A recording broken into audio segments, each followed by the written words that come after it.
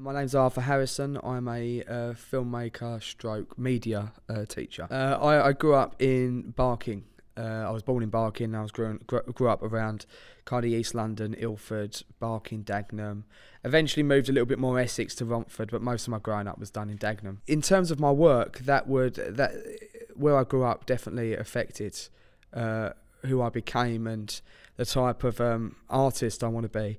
When you grow up in a place like East London, it's got a lot of culture, both old and new. There's a lot of characters, and it's a very unique place, and things like that can't help but make an imprint on you as a person. I originally wanted to be an actor. I loved acting. I was acting from about 6 to the age of 18.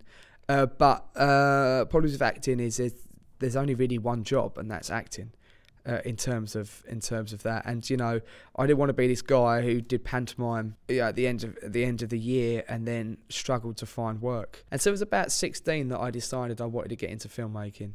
And then at 18, instead of applying for an acting university, I applied for a media university and a media course. Our first film was a short film called Low Frequency, which won the Red Bull Times 13 film competition, which was a worldwide film competition. We wanted to do something simple, and the theme we were given by the competition was vibrations. And so then we looked at different things in life: jealousy, losing someone, loving someone, and saw it through the eyes of this deaf guy who could see a lot more than us. Kerry's my best friend. I grew up with him. He's like a brother. We both came from the same background, single parents, kind of strong mothers who kind of had to have dealt with a lot. I think he's changed me in a way because Kerry went through a really harrowing experience. The whole nation thought he was bad, thought he was a terrorist, when actually he wasn't. He was put in prison.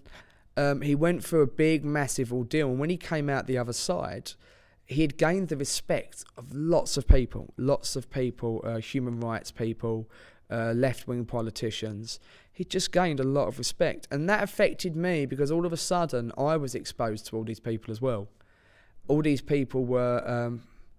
I was listening to these people, I was going along to talks, meetings, I was interviewing these people, and through Kerry I was meeting people with a different frame of mind to myself. I think before what happened to Kerry, I was very selfish. And if you're a bit of a selfish person, no doubt your films would be a little tiny bit selfish.